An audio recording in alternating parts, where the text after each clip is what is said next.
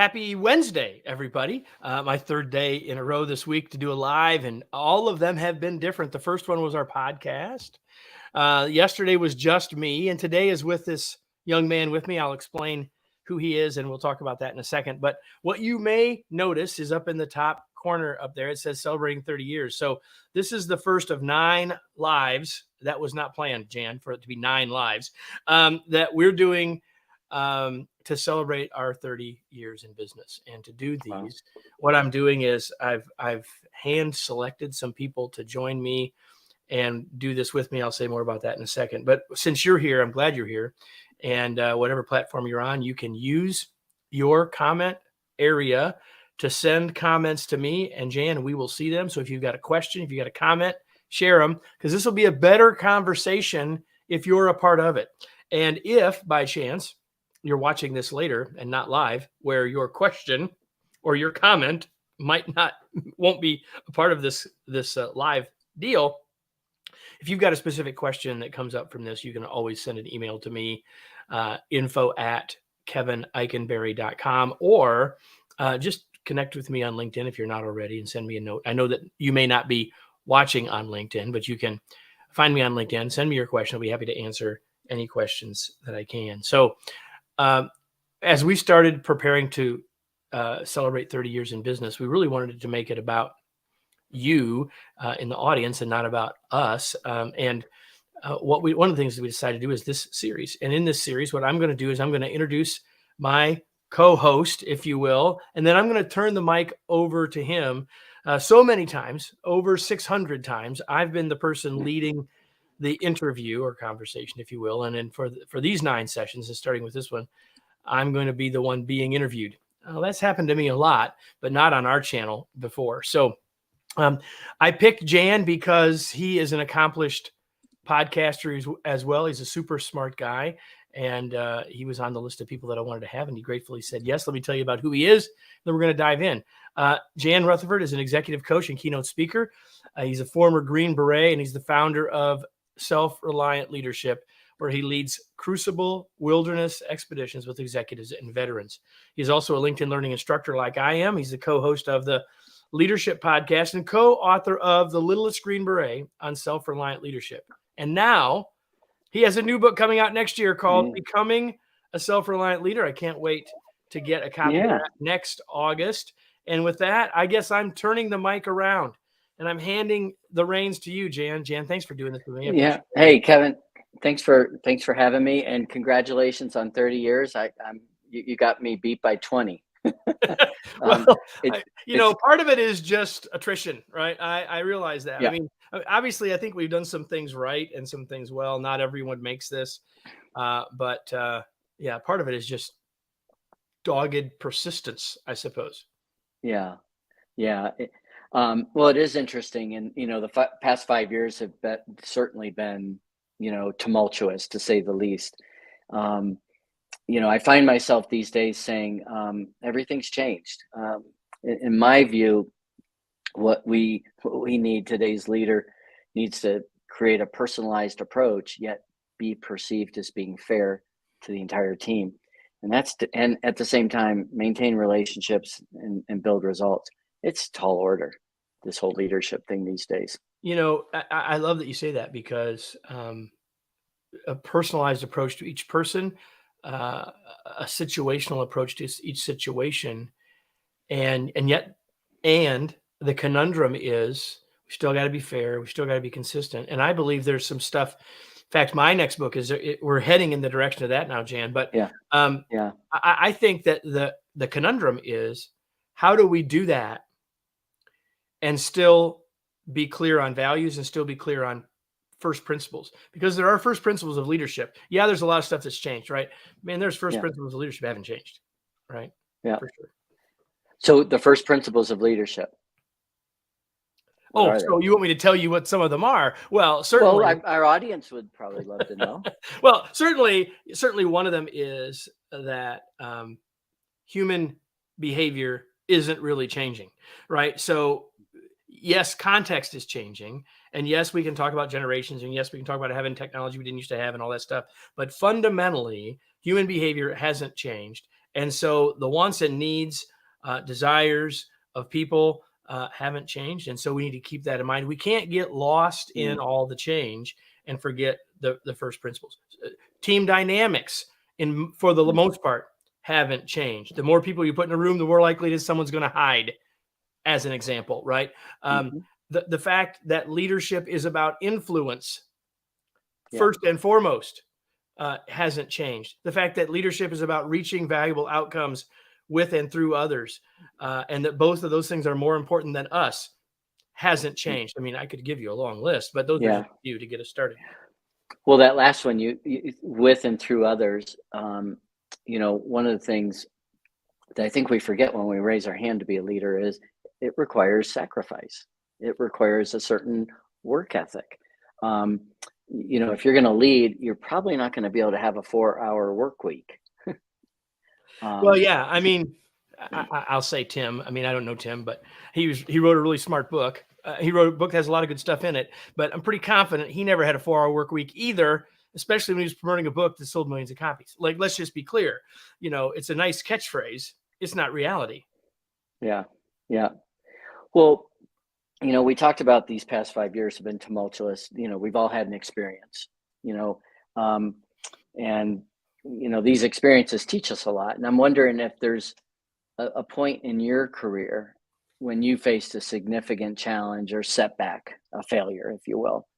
What was it? How'd you approach it? What'd you learn from it? Well, there's a bunch of them, big and small, and I didn't remember you were going to ask me this until right now, because you did tell me, hey, the one thing I'm going to ask you is this question. I can think of lots of them. I've certainly made personal mistakes that have had an impact on my mindset and my approach that have impacted my team. But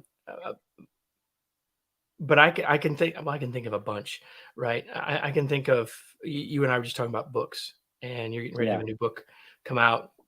And I've been fortunate to have a number of those. But early on, I had I believe, a pretty solid book proposal. And we had a leading agent.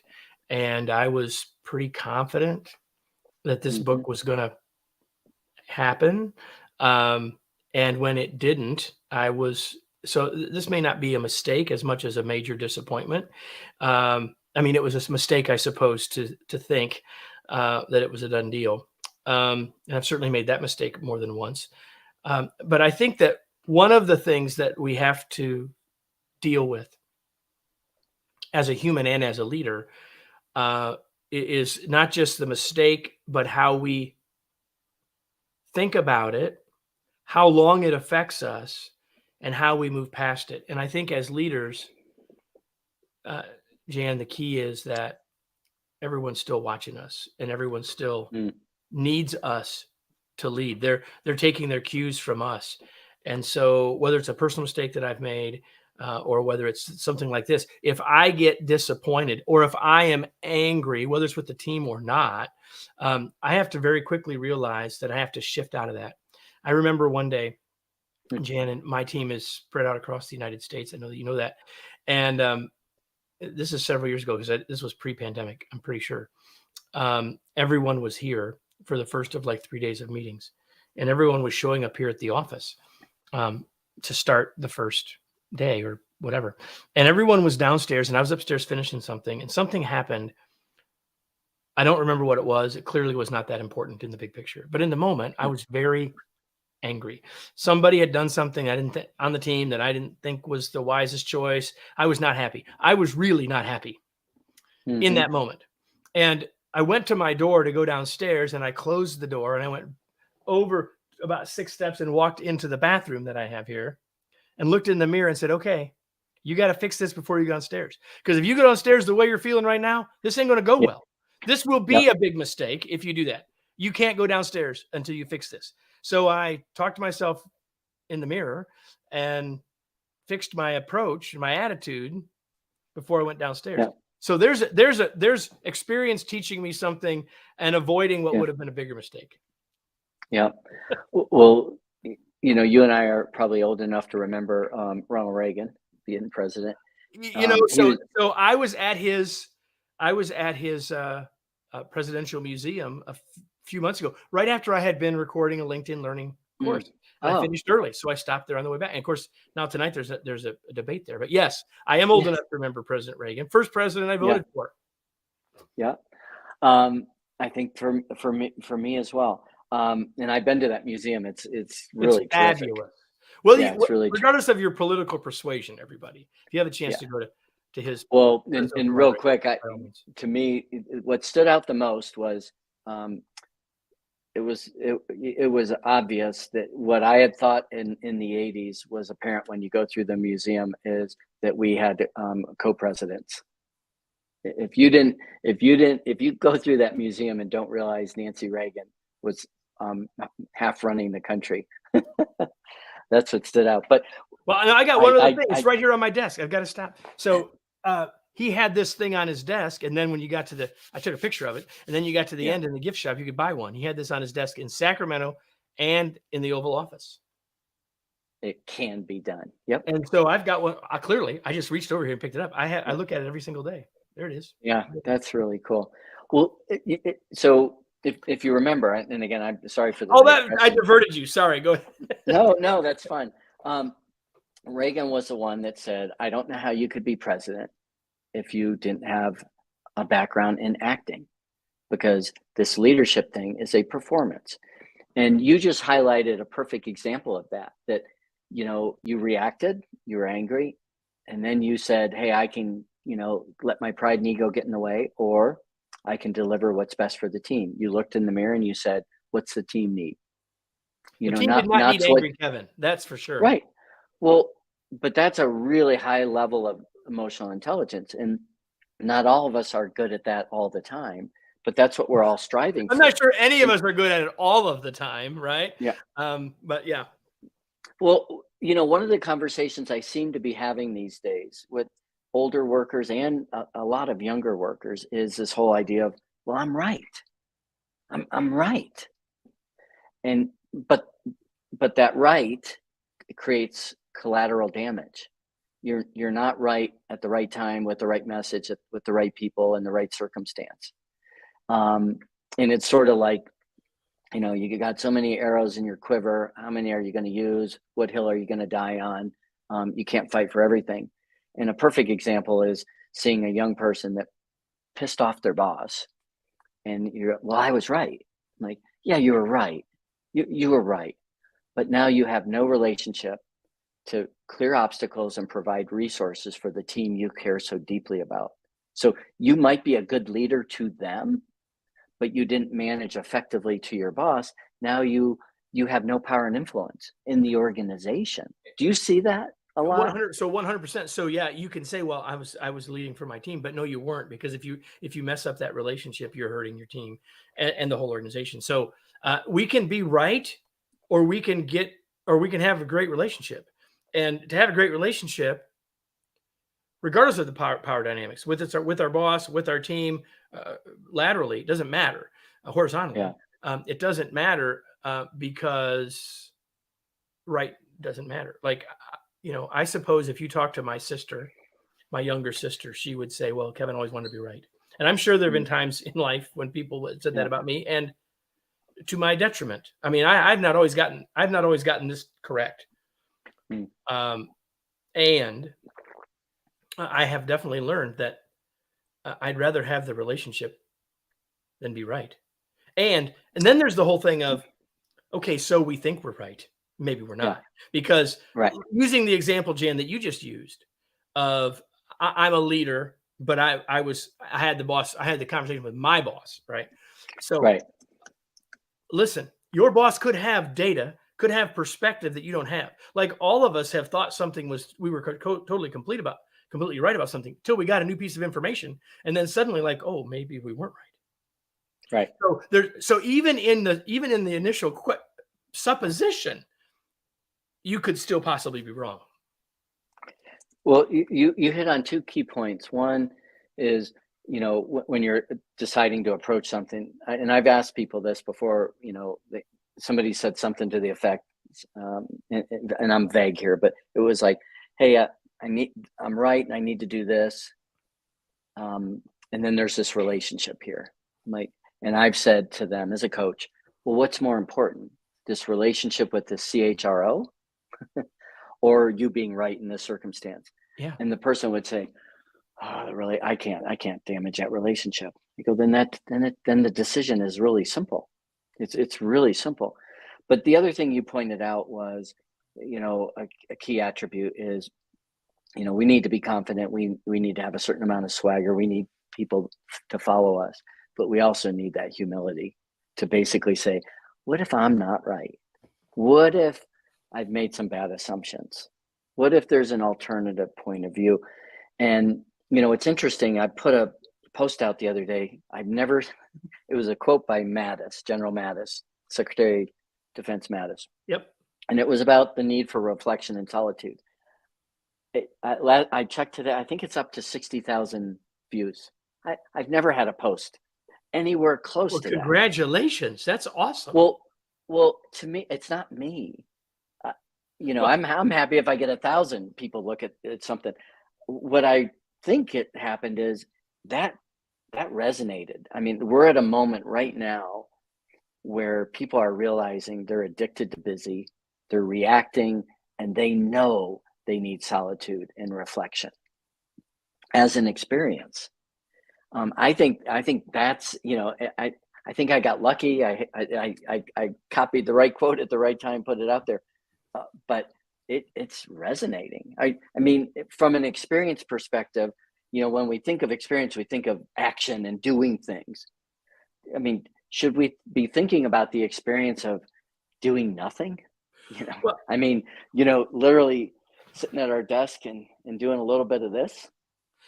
Well, it's so interesting. I mean, so first of all, everybody, whenever you're watching this, I told you this was an experiment, and yeah, we have this topic called experience. But notice what's happening. We're just having this great conversation. At least I think it's great, and this is exactly what I hoped would happen. So, there's two things here that I want to get. I want to answer your question, but I want to say something else first because it's so interesting that you talk about this addiction to busy. I call busy the world's dangerous four-letter word, and with all due respect to my dearly departed grandmother, who would probably not have agreed with me. She'd have picked a different four-letter word that she'd never said, probably, or maybe several. I don't know. But the point is, the problem is people say, well, I need to be more productive. I need to be more productive. I need to be more productive. But they're so focused on activity that they're not accomplishing stuff. And productivity is not about activity. It's about accomplishment. And so, we just, Jan, you didn't even know this. We just released last Thursday a brand new product about productivity, very specifically. And so I wanted to make that note. You can go to kevinikenberry.com/productivity to learn more about the productivity intensive. But I want to get to the other part of your point. Like, we think about learning from big experiences. You take people on these expeditions, these sort of major life experiences, right? We could call them mountaintop experiences. We could call them valley experiences, but we all think about, learning from those moments, when my parent died, when I went on this major expedition, when I did this thing, when we went on a ropes course. Like, I don't care what it is. Like, there's a lot we can learn from that, but I love your point. And one of the things I hoped we could get to today is that learning from experience isn't only from those, but it's learning from yesterday. Yes. Yesterday, which looked like every other Tuesday of your last 7, you think, until you spend some time in reflection, in solitude to do that, right? So I absolutely think that we need the solitude to help us close the loop of learning. Yeah. And the experience of the solitude may be a lesson as well, to your point. Yeah. I do lead these expeditions we call Crucibles. And, they involve self-reliantleadership.com, right? Yep. Self-reliantleadership.com. I have There's an there. expedition. On the screen. There it is. One of the things we do is the hardest thing we do on those expeditions is at some point we put people out by themselves for 3 hours. We give them a little journal. I give them 4 questions, 4 things to think about, because most people haven't really they said, I want a journal, I just haven't done it. And we say, go find a little quiet spot. And there's three things that happen. There's three types of people. There's people that go do it and they come back with an epiphany. There's people that take a nap. And whether they meant to or not. Right. Which is fine. And there's people that can't stand it. And they go find somebody else that can't stand it, and they end up talking. They end up can't. Yeah, they can't do it. They don't want to be alone in their thoughts. But the ones that have that discipline, if you will, to just sit with their thoughts, come back, and we provide the clarity. And the whole point of the Crucible is you have to slow down to speed up. And it's kind of like I say to executives all the time, sometimes you got to go sit on the hill, and not just make sure things are being done right, but make sure you're actually doing the right things to begin with. Right. So yeah, 100%. Early in when I first got out of the line of the business, right? When I first got out of sales and marketing at Chevron and went into training and development, I spent a good bit of time trying to learn a lot more about adult learning, right? And then I was doing training. And so we weren't leading people on the kinds of experiences that you're talking about, but we were often, and we do to this day, lead people through some sort of an exercise in a classroom, or sometimes now virtually. And the exercise itself is of very little value unless you debrief it, unless you stop. Now, in that case, it isn't necessarily solitude, because you could be doing it in a group, but it's the point of stopping, slowing down, and saying, okay, we got to look back at this, right? I mean, you know way more about this than I do from the military, from the perspective of after a mission, right? We can talk about that too. But the idea of debriefing the learning, if you've ever been in a workshop with a skilled facilitator, you've experienced that. If you've ever been in a workshop where they did a bunch of stuff and you don't know why, you didn't experience that. And it's that part of it that makes the rest of it matter. And in fact, I used to say, I don't care how the exercise goes. It doesn't have to go like it did the last time or any other time, because all it's doing is creating data for the lessons, right? So I was able to get out of worrying about how it went. And I'm sure you feel the same way about the Crucibles. Like, you have some idea what's going to happen, but at the end of the day, whatever happens, then the learning can start. We in the military, we call them after action reviews, AARs, and we do those every evening on a Crucible. And you're right. As a leader, what I've learned is at the highest level is being a designer. It's not being the day-to-day, one-on-one. It's really saying, hey, what kind of environment do I want to create that's going to produce the right behaviors? How do I structure it? What are the processes? What are the incentives? And that has nothing to do with money. And who are the people that we'll select? But when we do these after action reviews, I mean, on a Crucible, it really goes back to the same things in the business world. We talk about, communication, and there's never enough. It's never effective enough. We talk about, hey, how was this decision point handled? Most of the time, we didn't establish criteria ahead of time to say, how are we going to evaluate and make a decision? What's the process? The other thing we look at is, how did everybody handle adversity? And sometimes adversity is a fast person dealing with a slow person. Like, patience, or a slow person dealing with a fast person. Have you read the book, The Goal? Have you read the book, The Goal? No, I haven't. Well, if it wouldn't be very good television for me to go there and grab it and get it. And I can't remember the guy's name, but I will send you a note, and I will put a note in the comments here. Okay. After we're done. But it's a book about the theory of constraints, and the example that they use is people walking, and the slowest person and the fastest person. It just made me think of that. I was just curious if you read it. No, I haven't. Well, and again, I mean, we go up a mountain. The speed is always we can go, if we're going to go as a team, and the saying is, you want to go fast, go alone. You want to go far, go together. The fastest we can go is the slowest person. Exactly. And again, out there, it's easy to see. It's easy. And when you've got a virtual team all over the country or all over the world, how do you know how are people keeping up? I mean, I've had more than a few clients recently say, hey, if my people were working 30 hours a week, I'd be thrilled. I don't know. I don't know how much people are working. All I know is everybody has stuff they're dealing with on the home front. And everybody's got stuff. So, it is interesting. I like how you capture, that's how the learning, you process the learning is through those debriefs. So here's the thing about the 30-hour week comment. And that is that, what we've been telling people, I mean, we wrote a book called The Long Distance Leader that came out before, back when Corona was still beer. Right. And, and I've been saying all along, it's the wrong question.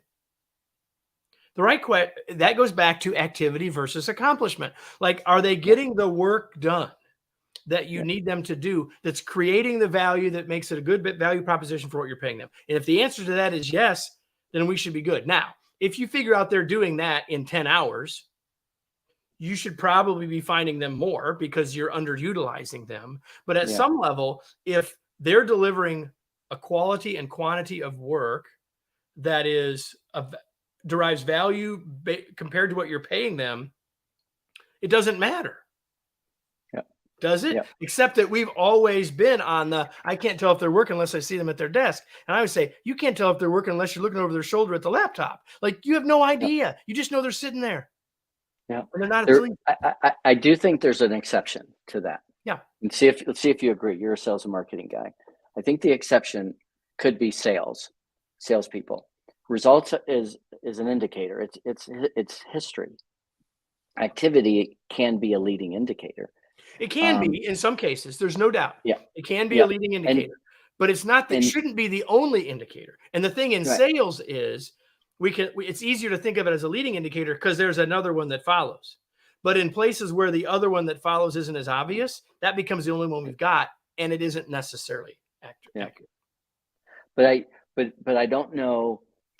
I was in sales. I worked full days. I worked full days. Because I knew it's a numbers game.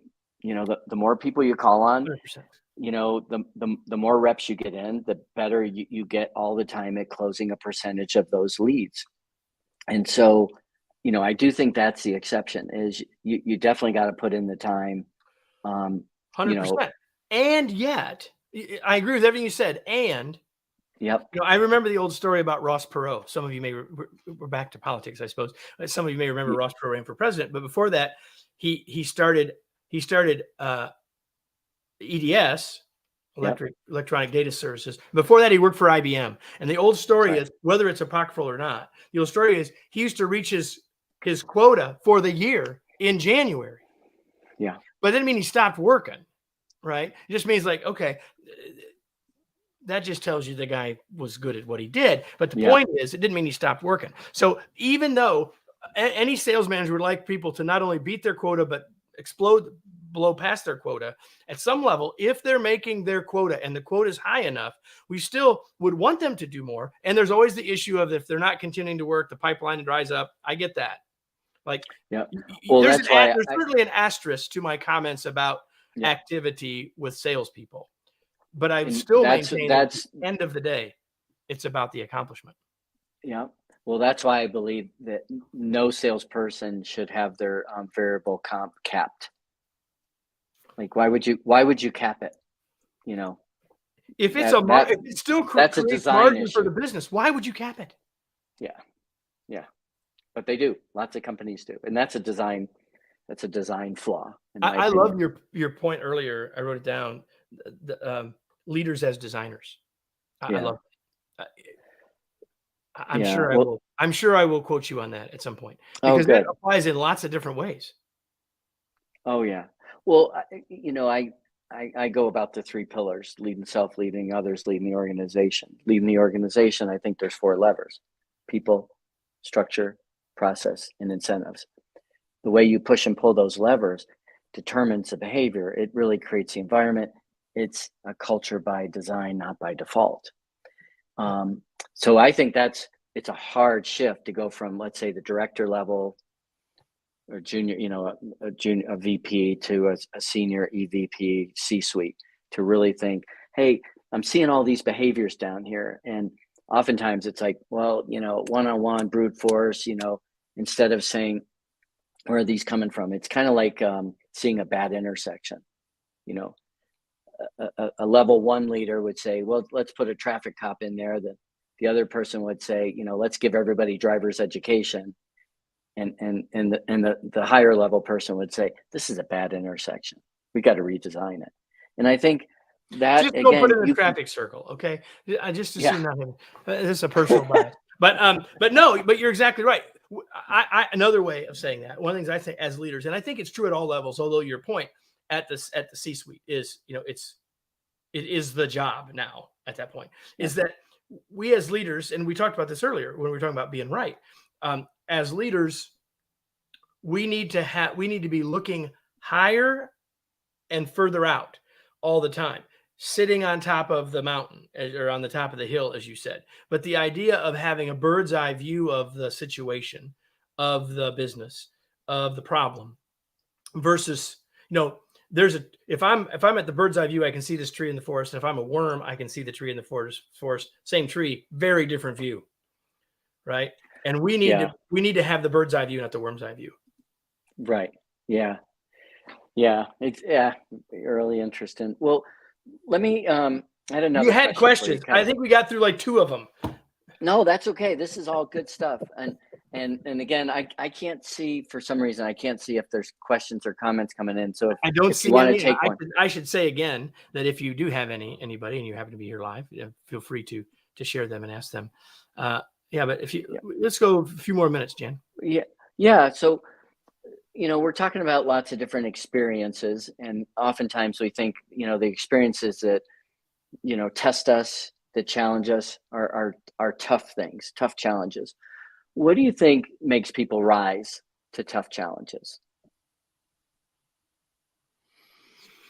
Well, I think a lot of it is mindset, right? I mean, let's just take that word challenge. Some people see challenge as opportunity to overcome, and some people see challenge as right? So I think the first thing is, what's my perspective, or how can I help others have a different perspective of that word? I think language matters, right? Overstated, well, we have opportunities, not problems, and that can get a little whatever. But the point is, even the word, how do we see what's in front of us, and how do we frame it, matters a lot. And and if it's a challenge that we will rise to, we will only rise to it as humans when we believe it's possible for us to overcome it. I lead a mastermind with some senior folks, and we're studying Aristotle a little bit, and we're talking about, what makes a good life. And, part of it, Aristotle would say contemplation, but he would go on to say, hey, it's not just thinking good thoughts. It's, how do you put those good thoughts to action? How do you help other people find happiness? And again, he would define happiness basically as, a good life is lived in the service of others. But and I got asked this question, what do we need to do? And I found myself going back to what Bill George said in the book Authentic Leadership, when he said he couldn't find a single trait that all leaders had other than they were constantly testing themselves and reframing their life story. And again, if you think about that, if you're constantly testing yourself, that means you're failing, you're making mistakes, and you're growing. And so to me, I think that, I guess the question I would put out to the audience is, how comfortable are you being uncomfortable? Stepping out of your comfort zone, doing hard things, making mistakes, and are you in an environment where those mistakes are okay? That somebody puts their arm around your shoulder and says, hey, what did we learn from this? There's shared responsibility. So what's your thoughts there? Well, I agree with everything you said, but I want to go back to the Aristotle comment, back to what you said about contemplation. which takes us Mhm. right back to where we started. That Yeah. that learning from our experience requires contemplation, right? We Yeah. can call it contemplation. It doesn't necessarily require 3 hours by Yeah. ourselves, but it requires us quieting our minds and hopefully picking up a pen with a journal, right? But not necessarily. Um, we could have a whole conversation about that piece, but I would say that without contemplation, without reflection, we can never get the real nuggets from our experience, whether it's Yeah. a crucible experience, paid for or not, Right. or whether it's Tuesday, right? And Right. the team meeting you held yesterday. Like contemplation is the only thing that otherwise we just keep repeating. If we don't Yeah. at some point stop it, even if it's on our drive home, if you still drive to work, or if it's in the 5 minutes between meetings where you say, how did that go? That didn't go so well. And you do that differently. Whatever it is, Yeah. big or small, like without that contemplation, we can't get there. Right. So back to Yeah. sort of the classic learning theory of we have to reflect, we have to analyze so we can generalize. Like it isn't like you coach people, you know this. Yeah. Someone wants to talk about a situation, just talk, well, this was this situation, this person, and you're trying to help them generalize that. Well, how is that like 1700 other times? Yeah.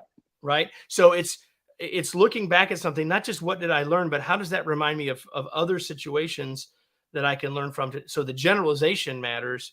And then, so Yeah. generalize and actualize and go do something to where we started with what you said early. Like we got to take action. Yeah. Yeah. Yeah. It's it's interesting. I know. I work with a lot of veterans. Um, a lot of the people I worked with, if they spend 20 years in the military, 10 of those years will be in schools. Various leadership schools, and in the business world, we don't have that luxury, unfortunately. But I do think, part of, again, something I'd throw out to those of you listening is, part of this coaching. Again, I'm not a life coach; I'm an executive coach. But life stuff comes up, and by life, I mean, people are really trying to determine, a good life. And oftentimes, I think we make the mistake of thinking a good life is something to attain in the future instead of something to live now. Have right now. Yeah. So, again, I know we're probably getting to a point where we'll wrap, but I'm, to that point, I'm wondering how you stay updated, 30 years in, and adapt your leadership style based on, new circumstances, new experiences, new challenges. Well, like you, I have a podcast, right? And so, Yep. and I'm guessing, like you, although we have not had this conversation, that you don't have that. You don't have that conversation. I was going to show you all. Here's the one I'm doing tomorrow, right? That I'm not going to have this conversation with Matt. Think fast, think faster, talk smarter. Like I'm not going to have that conversation with him unless I've read the book, or I've at least read like most all. I mean, I'm not saying will have read every page, but I've read most of it. So that means. So there's 50 books a year. Yep. Right there. Well, that puts you in the top, like what, 1/10 of 1% of people. I don't know. So reading is certainly one thing. Jan, you and I are roughly of the same age. We were talking about President Reagan earlier, and if I think about the resources that we had available to us when we were my son's age, which is 30, versus the resources we have available to us now, like people being able to listen to this conversation. Yeah. Like I'm not saying that you and I are Tom Peters and Bob Waterman. I'm not saying that, right? But like in 1983, when In Search of Excellence came out, if there would have been a way to listen to the two of them have a conversation, like I'd have been all in, except it would have cost me $2,000. Yeah. Exactly. Right. And now, and I've dated myself because some of you don't even know what I'm talking about when I say that. In Search of Excellence, which is the book that created the business, the genre of the business book. Let's be clear, right? And so we could use anybody, right? Like you want to learn from Marshall Goldsmith, go to YouTube. You want to learn from Daniel Pink, go to YouTube. Like, I don't care who you pick. You want to learn from Jan Rutherford, go to YouTube. Like whether it's something you pay for like LinkedIn Learning, or whether it's the free stuff, whether it's a podcast, whether it's a book, like the opportunities we have outside of doing the work. Like, so the first thing is, I think we have to have good fodder for our improvement. Yeah. Right. So that we're getting outside of ourselves. And then the rest of us, you have to be willing to try new stuff. You have to be willing to say, I haven't got this figured out. Well, I know what our mission is in our company 30 years in, and I know we're not there. So that means if I'm not changing, then I'm not doing my job. There's yeah. Yeah. We had a guy on our podcast that wrote Everybody Lies. He was a Google data analytics guy, Seth Stevens-Davidowitz. I didn't read the book, but I'm familiar with the book. I remember him saying, I can't believe in the business world that people don't do more A/B testing. And I was talking to somebody the other day about it, and they said, I have no idea what you're talking about. And I said, well, you can do it strategically, tactically. It's, as we're talking about salespeople, hey, use this message with half your prospects, use this message with half your prospects, see which ones works better. That kind of thing that, we kind of put all our chips in all the time.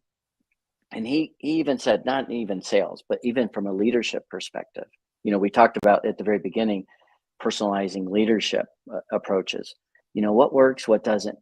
I put a little excerpt out there this week on LinkedIn about my co-host and I talking. And I said, here's what I found after almost 400 interviews of leaders. Nobody's got it all figured out. And the person that helped me put there's no end here. But the person that helped me put this little thing together, who's 28 years old, said, and she came up with the best tagline. She said, no, maybe they don't all, nobody's got it all figured out, but maybe collectively, all these pieces put together the puzzle. And I thought that was just brilliant, that, it's not listening to one person, Marshall Goldsmith or Dan Pink, but all these different pieces and applying those and doing maybe ABC testing, what works, what doesn't, and constantly doing that after action review from your experiences to get better and to be more fulfilled. That's a pretty good place to end it, everybody. Jan Rutherford, thank you so much for joining me. This was an experiment. Talking about doing things different. This was something different. I knew that it would go well, but I had no idea what it would be. It was fantastic. So if you love what you've just seen from Jan, make sure you go to Self-Reliant. I got this right? selfreliantleadership.com, and connect with him on LinkedIn. Follow him if you're on LinkedIn watching this now. Make sure you connect with him there. One podcast, two podcasts. Just one, the Leadership Podcast. Gotcha. And man, such a pleasure to have you, my friend. Thanks for joining me. Thanks for doing this experiment with me. And everybody, thank you for being here. Whether you were here live or whether you're here later, we're so glad that you were here. And with that, we're going to close this up. And I guess I'll close, Jan, the way I always close my podcast, which is by asking the question, now what? What action are you going to take because of what you learned? Because again, we just had an experience, a 43-minute experience, right? But if all you do is say, well, that was good, then that's fine. But it'll be more valuable to you to say, what did I take this? What am I going to do now as a result of what I experienced from Jan and Kevin? That is where you'll get value from this. And it's an example of what we were talking about in this whole conversation about learning from our experience. Thanks again, Jan. And thank you all for being here.